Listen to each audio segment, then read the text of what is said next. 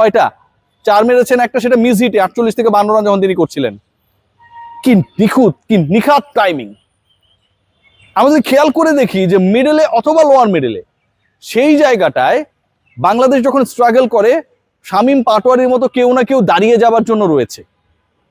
অন্তত 2টা ম্যাচে ব্যাটিং করার সুযোগ পেয়ে যে ক্যামিও তিনি দেখিয়েছেন, ওই পার্টিকুলার 2 ম্যাচই বাংলাদেশের হয়ে সর্বোচ্চ স্ট্রাইক রেটে ব্যাট করা ব্যাটার শামীম। পাকিস্তানের বিপক্ষে আপকামিং সিরিজে এই ক্রিকেটাররা ডেফিনেটলি সবচেয়ে বেশি রিসার্চের আওতায় থাকবে। পাকিস্তানের যে ম্যানেজমেন্ট রয়েছে তাদের টেলিস্কোপিক চোখ এই পার্টিকুলার ক্রিকেটারদের জন্য নানা পরিকল্পনা করবে। বাংলাদেশের হোম সিরিজে পাকিস্তানের বিপক্ষে বাংলাদেশের হোম সিরিজে 3টা টি20 যে সিরিজটা, সেখানটায় আমরা, আমার কাছে যতটুকু মনে হয়, আবারও সেই ট্রেডিশনাল মিরপুরকে দেখতে পাবো, যেখানটায় তুলনামূলকভাবে রান কম হবে এবং এই পার্টিকুলার সিরিজে ব্যাটাররা they have to play a very vital role. যদি সেটা হয়ে থাকে তার মানে কি, ব্যাটারদের পরীক্ষা নেওয়া হবে। সেই পরীক্ষা বাংলাদেশের হয়ে কারা নেবেন? রিশাদ হোসেন, শাক মেহেদী। খেয়াল করে দেখবেন গতকাল শাক মেহেদী 4 ওভার করেছেন, পাওয়ার প্লেতে 2 ওভার করেছেন, 2টা উইকেট নিয়েছেন, 3 উইকেটে 2টা তার, এবং তার যে ইন্ডিভিজুয়াল 4টা ওভার বিভিন্ন সময়ে, 2nd over, 5th over, 7th over, 11th over, প্রত্যেকটা ওভারে তিনি একটা করে উইকেট নিয়েছেন, একটা মেডেন নিয়েছেন, ডট দিয়েছেন 17টা।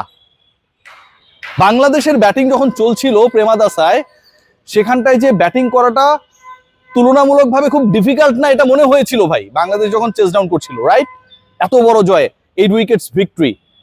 তার মানে কি, শ্রীলঙ্কান ব্যাটারদের সময় সিচুয়েশনটা অনেকটা আমার কাছে মনে হয় শাক মেহেদীরা ক্রিয়েট করেছিলেন to make them fail. Rishad কি কন্ট্রোল স্পিন, লাস্ট ম্যাচের 17, 18, 19তম ওভারে 21 বল, তার আগের 3 বল, এই 3 ওভারে কোনো বাউন্ডারি নিতে পারেনি। শরীফুলের ওই 1 ওভারে 22 রানকে যদি আমরা অ্যাক্সিডেন্ট হিসেবে ধরে নেই, মুস্তাফিজ, রিশাদ মুস্তাফিজ যে বল করেছেন, যেভাবে করেছেন, এই হোম অফ ক্রিকেটে যখন পাকিস্তান খেলবে তখন এরা কতটা বিধ্বংসী হতে পারে। বাংলাদেশের সুবিধার জায়গা তো আরো এক জায়গায় রয়েছেন আমাদের সাথে খন্দকার মুস্তাক আহমেদ। পাকিস্তানকে যিনি, পাকিস্তানের নারী নক্ষত্র, তাদের স্ট্রেংথ উইকনেস যিনি খুব ভালোভাবে জানেন, এবং বাংলাদেশের রিশাদ মাহাদিদেরকে যিনি এমনভাবে এমন কিছু পরিকল্পনা দেওয়ার সক্ষমতা রাখেন যে পাকিস্তান মোটামুটি তাদের অনেক গুরুত্বপূর্ণ ক্রিকেটারকে রেস্ট দিয়ে না রেখে, বিশ্রামের আলোকে অন্যদেরকে সুযোগ দিয়ে এখানটা একটা ভাব দেখানোর চেষ্টা করেছে। তারা কিন্তু একটা বড় পরীক্ষায় পড়ার সম্ভাবনায় রয়েছে। লিটন কুমার দাসকে নিয়ে কথা বলতেই হবে। খারাপ সময় যাচ্ছিল, ওয়ানডেতে খুবই বাজে করেছেন, টি20-র প্রথম ম্যাচে ক্যাপ্টেন্সি নিয়ে প্রশ্ন ছিল। আপনি খেয়াল করে দেখবেন বাংলাদেশ জিতলো কোথায়। শাক মেহেদী বাংলাদেশকে জিতিয়েছে, মুস্তাফিজ বাংলাদেশকে জিতেছে। এই দুজন ক্রিকেটারকে কিন্তু বাংলাদেশ অফ করেছিল। তার মানে ক্যাপ্টেনের একটা ইনপুটের জায়গা ছিল, সেটা নিয়ে সমালোচনা আমরা করেছি ভাই, এই সমালোচনা কি করা যাবে না?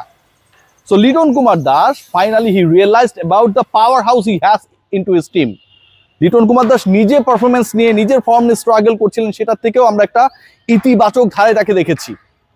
প্রথম ম্যাচে 72, পরের ম্যাচে 76, দুঃখিত, পরের ম্যাচে